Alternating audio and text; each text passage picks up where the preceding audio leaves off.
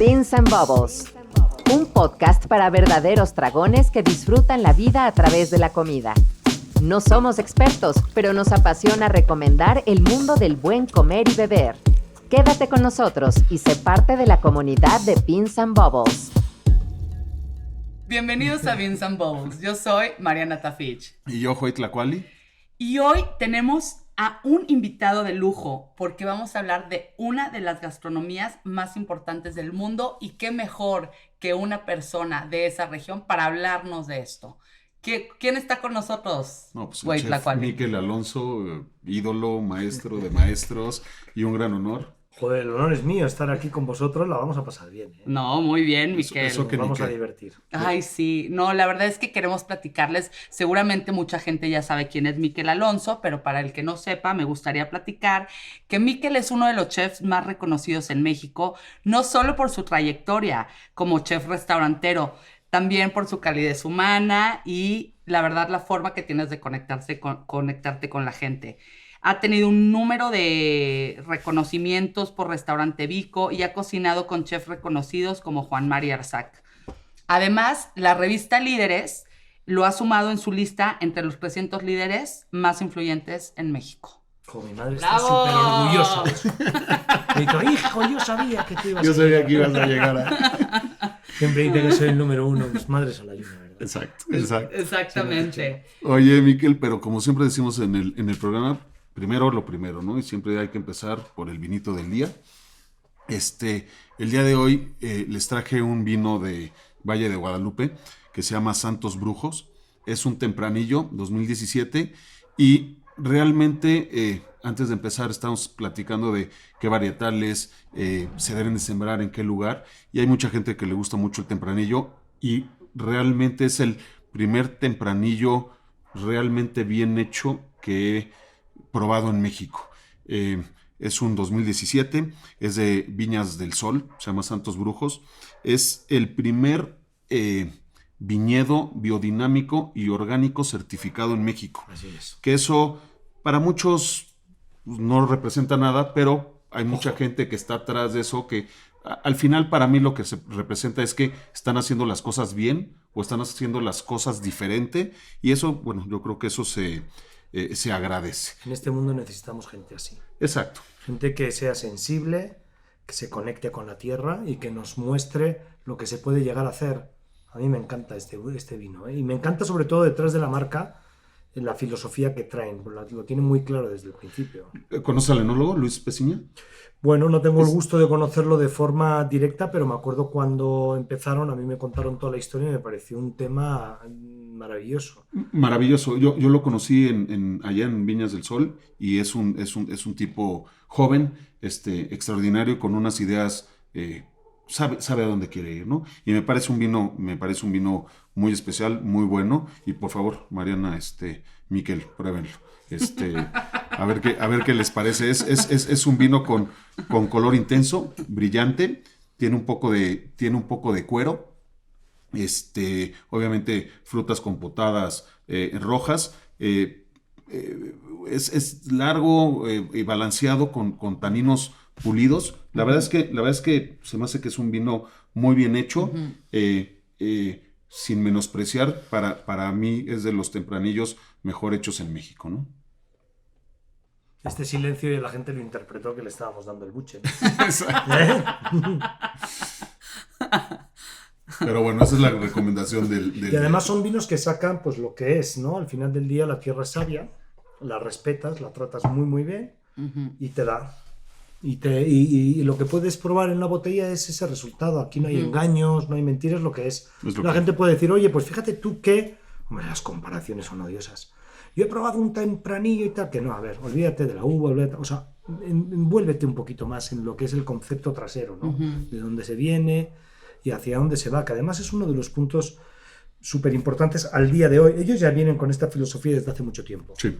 Pero al día de hoy encaja perfecto en este mundo en donde queremos cambios, en un mundo en donde queremos trascender y le queremos dejar un mejor futuro a los hijos. Te tienes que conectar con las cosas que realmente valen la pena. 100%. Porque fíjate tú que hay cosas plásticas por ahí, ¿eh? No, y esa es la nueva filosofía tanto en los vinos como en la comida, como en el mundo, ¿no? Y no quiere decir que todo se tenga que llenar de orgánico y biodinámico. O sea, tiene que haber espacio para todos y sobre todo que podamos elegir, pero detrás que haya gente seria. Exacto. Que haya gente que cuando tiene una filosofía que sigan su camino y que los demás los respeten, porque hay mucha gente que de repente le gusta juzgar a la primera y tirar por la borda. No, esas cositas orgánicas no funcionan. ¿Cómo no van a funcionar? Pero si eso lo hacían los alquimistas, si eso son técnicas ancestrales, ¿cómo no va a funcionar? Claro. Hombre, la tecnología bien hecha, Aporta. la ciencia, claro, también es una maravilla. Es que todo tiene que convivir, ¿no? Sí, Hay espacio para todo. hay espacio para todo. Y más en este México. Este México además es una maravilla. En este México todo el mundo tiene derecho. Sí. ¿No? Es un México que le da a todo el mundo. Sí. ¿No? Bueno, eso es lo que yo pienso, ¿eh? Sí, la verdad es que sí. Completamente de acuerdo. Muy noble, ¿no? Entonces, Muy. claro, de repente los valles, sobre todo cuando te vas, bueno, en este que es tan emblemático, ¿no? El Valle de Guadalupe, para mí muchas veces parece el abanderado de los Juegos Olímpicos, ¿no? Ah. Que sale primero y dice, mira, Sí, y sí, ya todo el sí. mundo lo reconoce y los demás vienen, de atrás vienen los demás valles, ¿no? Sí. ¿No? El Ojos Negros, el San Vicente, así. Siempre pues, a mí me encanta. siempre alguien va a la delantera y abre camino, ¿no? Cosa que hiciste tú hace varios años cuando llegaste a México. Aparentemente en los escaparates se ve así. Cuando lo analizas realmente, bueno, hubo otras personas. Nosotros somos también discípulos de los que dejaron huella, ¿no? Pero aquí en México yo creo que como dice Güey Tlacuali, sí eres pionero, ¿no? En cuanto a comida española. Sin darnos cuenta, sin darnos cuenta fuimos extremadamente disruptivos y nos contrataron para serlo. Entonces, claro, era una cosa curiosa. Pensábamos durante mucho tiempo que lo que estábamos haciendo probablemente no iba a llegar a ningún buen puerto, ¿no? Sí. Siempre he dicho lo mismo, ¿no? Y además con mucho respeto. Nosotros cuando estábamos en el Tesca provocando un menú de degustación, porque era en cierta manera una provocación, ¿no? Con Juan Mari Arzac, Era espectacular ese lugar. que nos decía Juan Mari, le decíamos a Juan Mari, oye Juan Mari, es que nos cuesta mucho vender el menú de degustación, la gente no entiende lo que es. No. Nos echaba medio la bronca, en el buen sentido de la palabra, porque eran aprendizajes, con la voz un poco elevada, pero aprendizajes.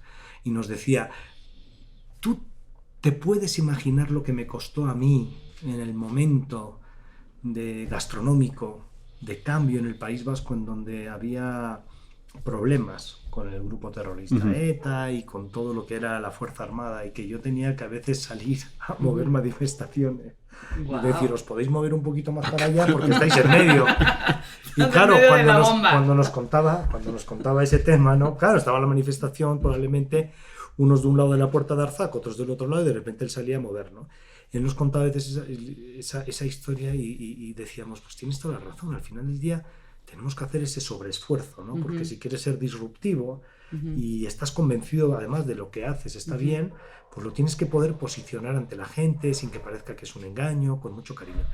Y siempre veíamos que además con todo el posicionamiento de ese menú de degustación que nosotros queríamos poner, que era un nuevo método de alimentarse en esos caminos largos y estrechos, nos teníamos que comparar, o por lo menos en ese momento el restaurante que marcaba el camino en México era el Maxim, donde te servían con guante blanco comida tradicional francesa alucinante y las cartas de las mujeres no tenían precio. Sí.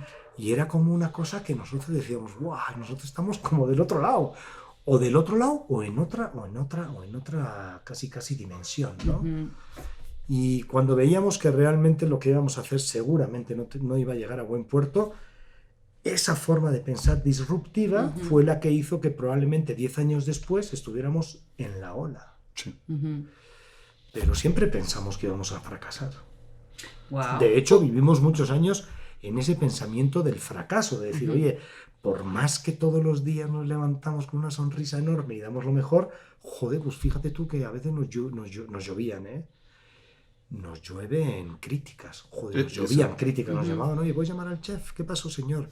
¿Tú crees que esto es serio? ¿Qué me estás dando? Bueno, por decir entre comillas, para no decir aquí palabrotas, mariconadas, ¿no? Pero es decir, ¿tú crees que esto es normal y tal? Porque la gente está acostumbrada a comer cosas órdenes más grandes. Sí. Acordaros. No entendían ese tipo de cocina, ¿no? No Claro, entendían ese concepto, o sea, era más abundante, era más... Claro, el peso visual, porque tú cuando pones el gramaje en un plato, en un menú, es muy difícil de hablar ese idioma, ¿no? Cuando tú le dices a un ser humano, ¿cuánto comes? ¿Cómo que cuánto como? Sí. ¿Cuánto comes de gramos? Pues nunca lo he pesado. ¿no? Bueno, los que no están a dieta, porque los que estamos a bueno, dieta igual sí, pesado. pero muchas veces comes por peso visual, ¿no? Lo ves Sí, y dices, sí. wow, entonces, pero igual la mitad es hueso. Sí, sí, claro. Que al final no lo vas a acabar comiendo. Nosotros quitábamos hueso, quitábamos cosas, solamente te poníamos el concentrado. Y al final del día también era una manera de comer casi lo mismo. Es decir, bueno, mira, fíjate tú que lo mismo que te vas a comer de la forma tradicional, te la voy a dar de una forma moderna. Lo único que en vez de comer en media hora, pues vas a comer en 2. Y el timing, joder, estamos en la Ciudad de México, no era lo mismo. La gente venía con prisa, estresada. De repente le decías que tenía 2 horas para comer y se volvía loca. Porque la gente igual decía, tengo 2 horas, pero igual quiero comer en media y 1 hora de sobremesa. Claro. O sea, no me vuelvas loco, no me empieces aquí a... O tengo que regresar a una junta, o tengo que ir a la... Pues años después te podías ir a la Linea, o te podías ir al Seller de Can Roca, o a muchos restaurantes donde podías estar sentado 4 horas. Claro. Sí, pero como dices, fueron pioneros, era un... Hoy lo entendemos, ¿no? O lo entiende la gente en México. Hoy lo entendemos, abrió selvas. Antes no. Pero para llegar ahí, obviamente, lo aprendiste en tu tierra, ¿no?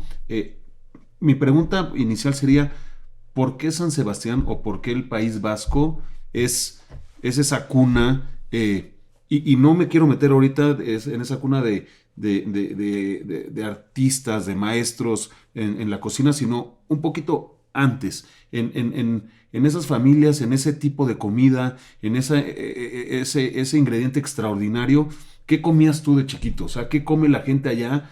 Los que no son chefs, los que no viven de la comida. ¿Por qué ese amor a esa comida muy diferente a muchas otras partes de España? O sea, al final es un lugar increíble. Sí, a ver. Es una catedral de la comida, ¿no? Sí, sí. Un museo al aire libre. Platicábamos que es el lugar con más estrellas Michelin después de Kioto por metro cuadrado. O sea, es un museo, ¿no?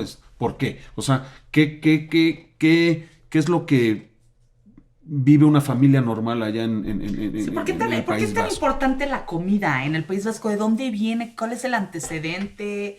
O sea, Tu juventud, tu niñez, ¿cómo era respecto a la comida? El País Vasco, bueno, en general San Sebastián es un híbrido entre el pueblo marinero y la realeza. Bueno, Napoleón III contrae matrimonio y hacen una casa de campo en Biarritz.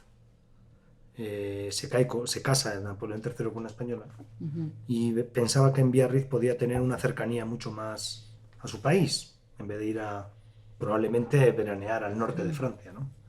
Elige el sudeste de Francia, elige Biarritz y ahí empieza todo ese proceso de casi llegar hasta Bilbao, por decirlo de alguna manera, en un proceso de encontrar pueblos híbridos entre pueblos marineros, pescadores de ballena y pescadores de bacalao, y mezclados con esos procesos de la realeza, en donde encontraban en esos lugares estancias únicas, misticismo, y obviamente como se empieza a poner de moda, empiezan a crearse modalidades para poder entretener, y empiezan a llegar gente profesional francesa que de repente, si hablamos del ámbito gastronómico, empiezan a traer técnicas, empiezan a traer procesos, empiezan a traer toda la sabiduría gastronómica que en ese momento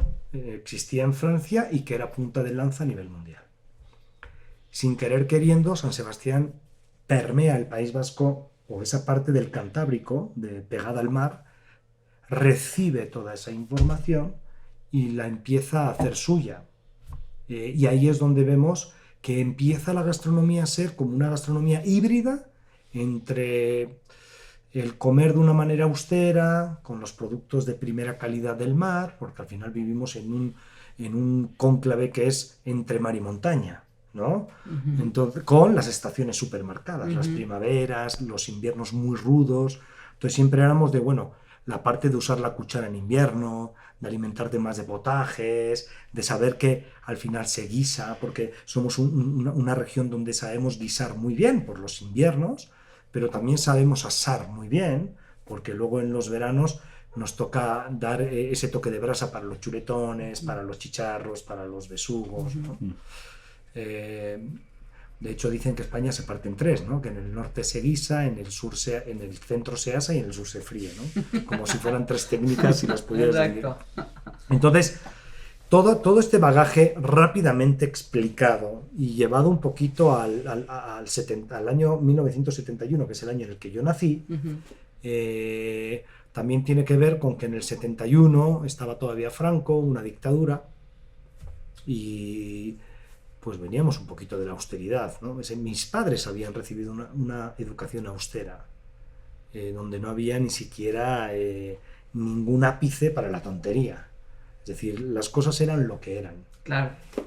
No había fanfarrones. Bueno, no sé si habría fanfarrones en otro lugar, porque al parecer eso existe y siempre va a existir. Pero por lo menos en cómo nos desarrollamos nosotros, y una de las formas que todavía prevalecen en el País Vasco es que la gente no le gusta el fanfarrón. La gente le gusta lo auténtico. Lo que es y lo que no directo, es, sí, no sí. es. Sí. Y eso, llevado a la gastronomía, es un poquito la definición. Comida Sí, sincera, o sea, no me vuelvas directa. loco. Entiendo lo que me dices, pero eso que me dices no está reflejado en el plato. Claro. Y hay un tema dentro de la cocina que es el punto exacto, ¿no? Es decir, si sí se tiene que pescar, se pescará, y si no, no. Y si se tiene que cosechar, se cosechará, y si no, no. Y si se cosecha el guisante lágrima, es el guisante lágrima. Y eso será de temporada. Y cuando acabe, terminó. Vale, sí. La temporalidad es una fórmula fundamental. En los años 70, en estos principios de los 70, obviamente muchos vascos, como Juan María Arzac, como Pedro Subijana, van a hacer pasantías a Francia, porque querían obviamente recibir todo el bagaje, y cuando regresan al País Vasco, transforman, deciden un grupo de jóvenes transformar esa gastronomía que era muy rica, pero estaba un poquito enquilosada, estancada, y deciden, necesitamos refrescar, y vamos a hacer estos gestos que Francia no deja de hacerlos, la haute cuisine, la nouvelle cuisine. Cada cierto tiempo le daban un refresh, ¿no? Un reload a la parte de la gastronomía, y avanzaban de esa manera, ¿no? Entonces decían, tenemos que hacer un proceso que sea el proceso de la nueva cocina vasca. Y a principios de los 70 se juntan 13, 14 gastrónomos jóvenes y deciden que van a empezar ese proceso. Y seguramente cuando la gente vea que eso empieza a suceder, muchos más se van a unir. Tú cuando quieres empezar un proceso, ¿qué haces? Pues marcar unos puntos. Francia había marcado un decálogo, que eran los 10 mandamientos, es decir, cada uno que tenga la libertad de hacer lo que quiera, pero estos 10 puntos son los puntos que hay que llevar a cabo, ¿no? Y en el País Vasco se habían formado unos puntos, que era la temporalidad, que es súper importante, siempre ir en busca de la estética, de la sencillez, que es la simplicidad, respetar las estaciones, que es la temporalidad, respetar el ingrediente, respetar al productor por libre y protegerlo para no acabar comprándole a sus grandes superficies, y creatividad constante, nunca dejar de ser un arma libre.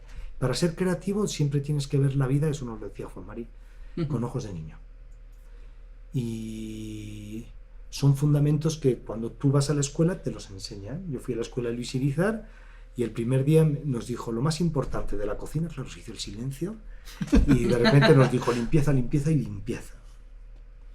Mira, tienes que ser limpio por dentro, tienes que ser limpio a nivel organizacional y tienes que ser una persona limpia per se, ¿no? O sea, si hay una suciedad, la limpias, ¿no? Constancia y perseverancia. Porque te vas a caer muchas veces y te vas a tener que levantar. Y en ningún momento nos hablaron de algún ingrediente, porque fíjate tú que nos podían haber dicho, apunten, lo más importante de la gastronomía, la cebolla, ¿no?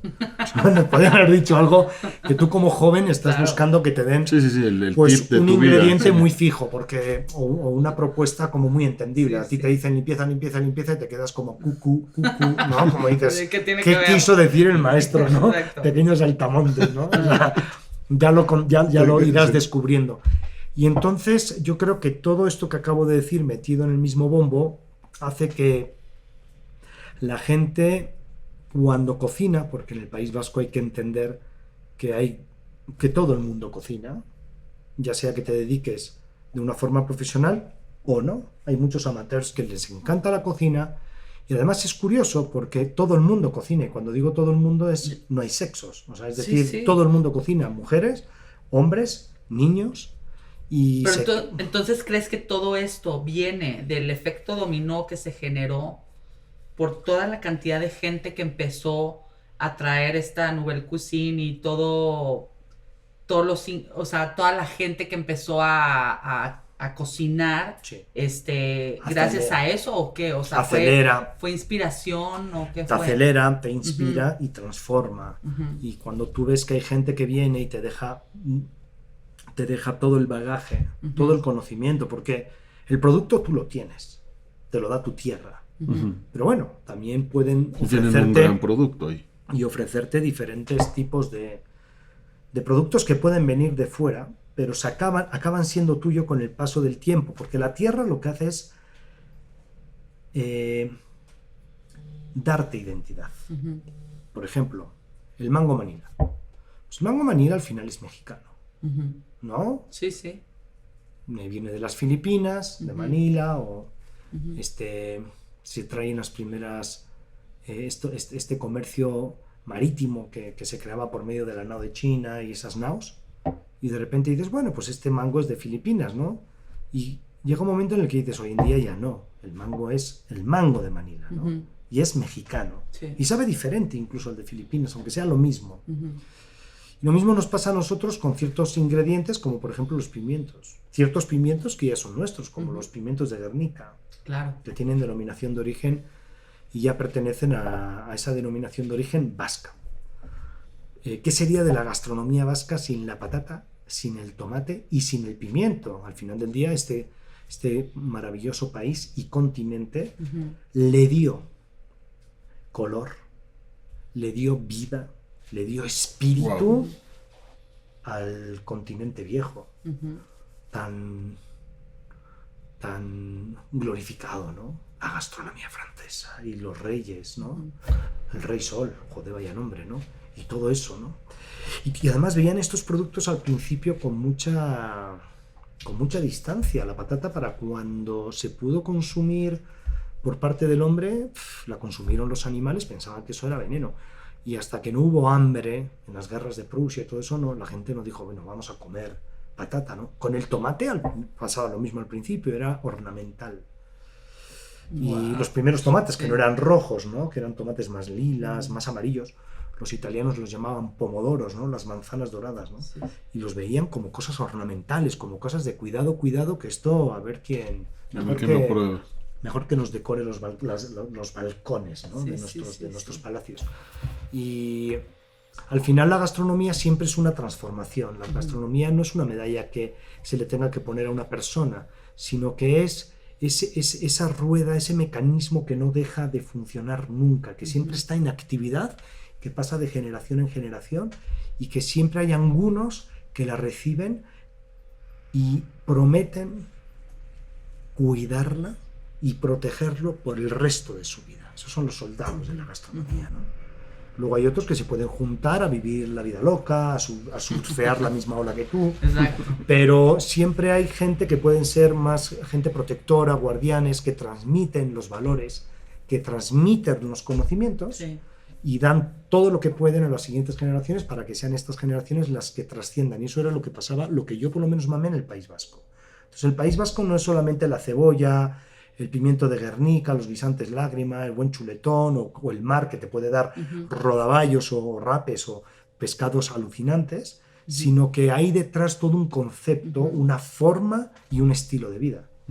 Hablando de eso y que estás diciendo, ¿hay alguna receta dentro de tu familia que haya pasado de generación en generación?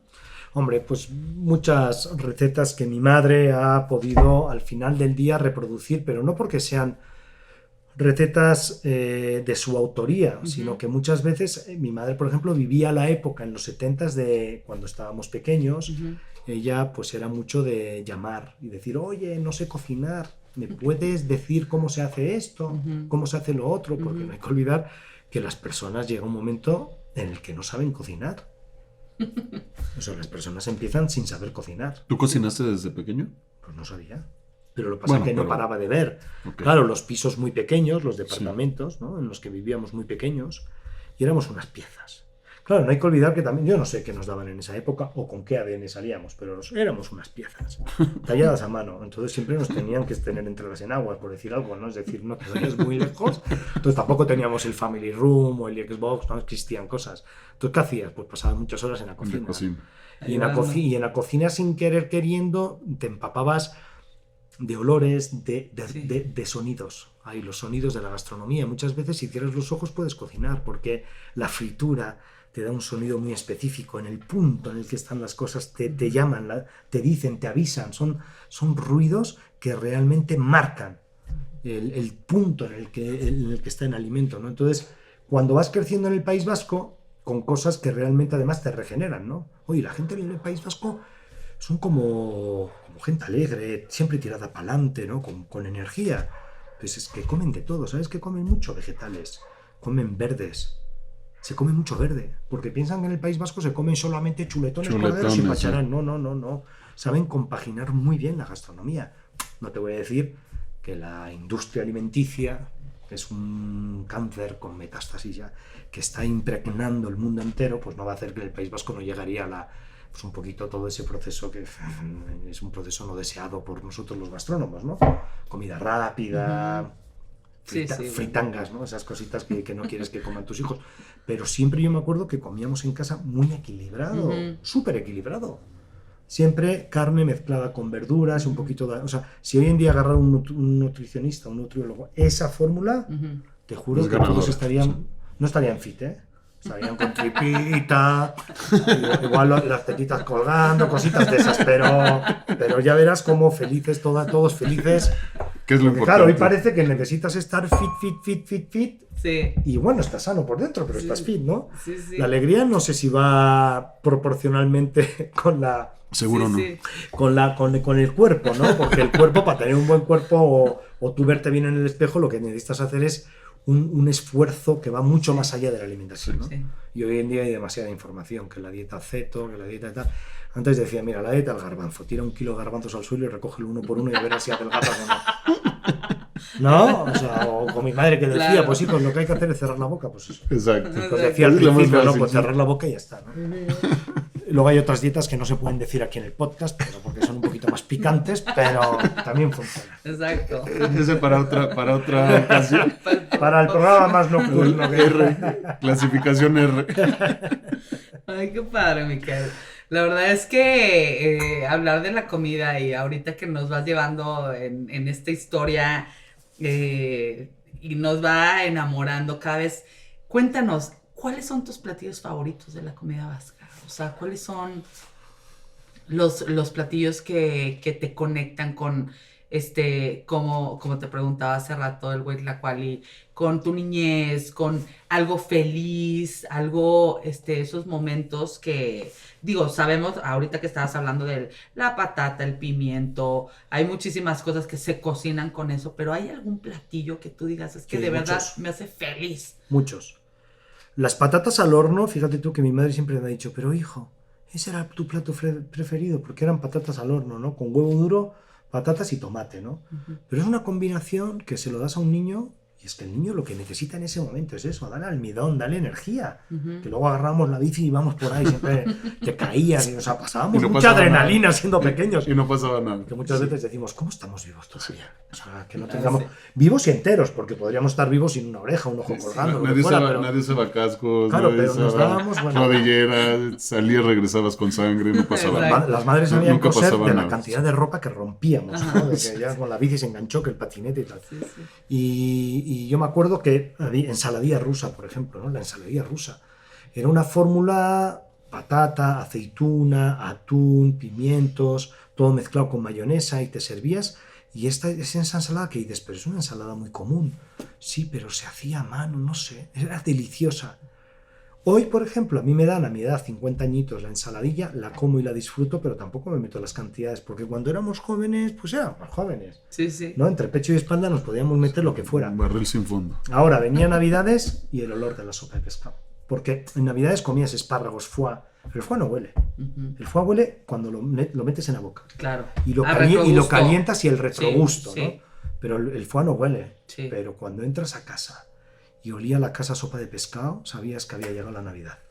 Uf, ¿no? Y que iba a haber felicidad. Cuando íbamos al pueblo con mis abuelos, lo primero que hacía mi abuela era una cachonda, y que en paz descanse la pobre. Toda la vida renegaba, pero era feliz, era más feliz, siempre nos cuidaba mucho y nos quería mucho. Y tenían de todo, mis abuelos vivían en un pueblo realmente pequeño y eran de campo. Y tenían a las gallinas, y siempre decía mi abuela, entre comillas, que la gente lo tome como, ¿no? Pero bueno, ¿no? Decían, venga, venid conmigo al corral, vamos a ver estas putas, que como no hayan puesto un huevo a la cazuela. Claro, las gallinas tenían que ser ponedoras, ¿no? Claro. Entonces entraban y las gallinas se quedaban todas así, yo creo que la miraban diciendo, joder, macho, yo no. Sí. y entonces íbamos agarrando huevos y nos hacía un huevo frito. Claro, ya no era el plato solamente, era el plato y la experiencia Claro. alrededor del plato. Y sabíamos que era además el primer plato nada más llegar, después de muchas horas de carretera, Ujú. sin cinturón, sin ningún Sí. tipo de seguridad como se viajaba antiguamente. Sí. Llegabas por esas carreteras, además porque España tuvo buenas carreteras a raíz de los Juegos Olímpicos del 92, pero si no, ya me dirás tú, ¿no? Antes era eso, tío, caminos rurales casi clan, ¿no? Llegábamos de milagro. Y cuando llegabas siempre había huevos fritos para todos. O el asado. Bueno, esto que voy a decir hoy en día puede chocar, ¿no? Pero en palabras, en boca de mi abuelo era: vamos a matar un cordero que mañana viene en la familia. Y esas lo que cosas representa. eran cosas de la época, eran cosas de ese momento en el que dices tú, pues mañana va a haber fiesta. Sí. Y se hacía, pues eso, o cuando llegaba... ya ves que España y su refranero, ¿no? Ujú. A todo cerdo le llega su San Martín, ¿no? San Martín Sí. es el 11 de noviembre, que es el veranillo de San Martín. Tú cuando ya pasas el verano, tienes el primer verano, que hace calor, Ujú. y el segundo verano, que es el veranillo de San Martín. Exacto. Y el 11 de noviembre siempre hace bueno. Hoy en día con el cambio climático, aunque Trump diga que no existe, pero con el cambio climático, que sí, ya los veranillos de San Martín ya no están sucediendo tanto.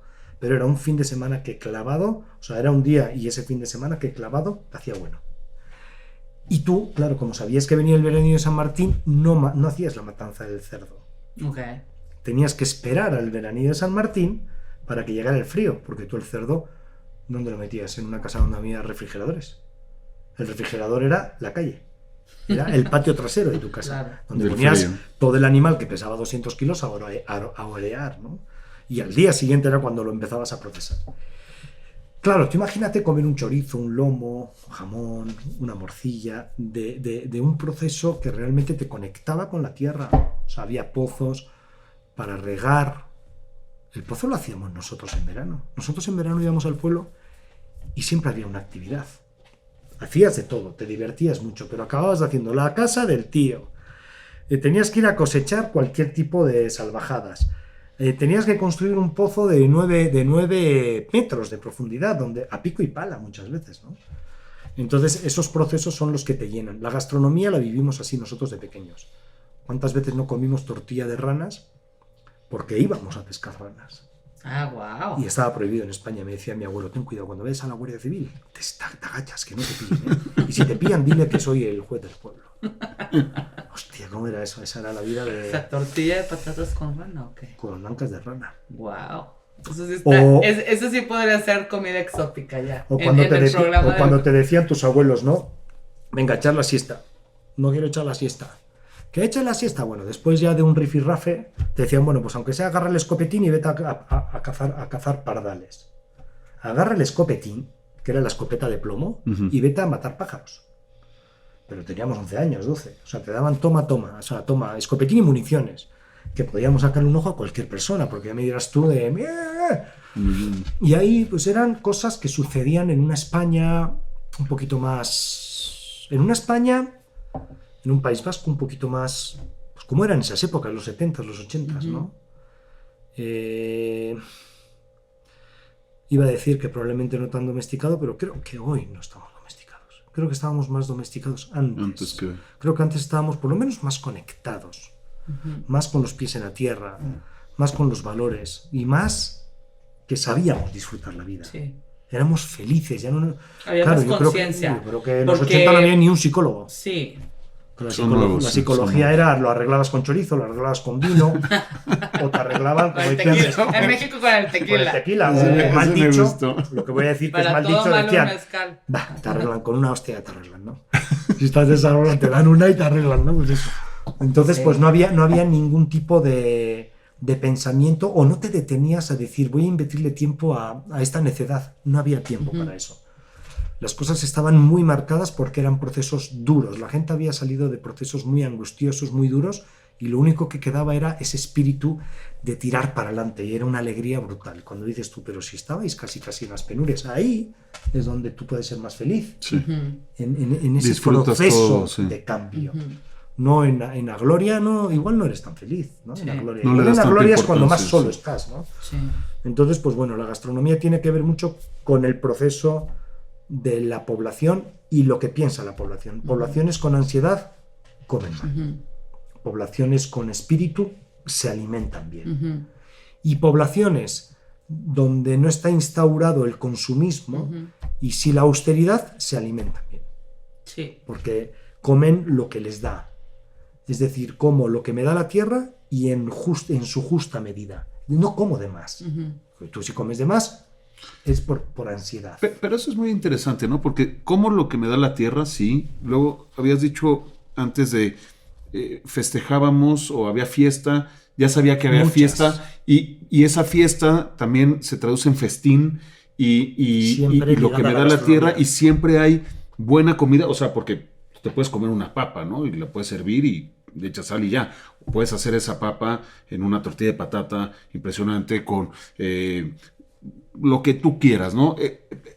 Yo creo que eso era la parte, o es la parte interesante, ¿no? Siempre todo llega al final a la cocina, a la comida, a compartir con la familia, con los amigos, pero yo creo que ahí el tema interesante es que esa comida o esa gastronomía la hacían muy bien, ¿no? Le sacaban el mayor provecho Sí. antes de que llegaran todos estos maestros que nos platicabas, ¿no? O sea, esta filosofía de las abuelas, de los viejos, Sí.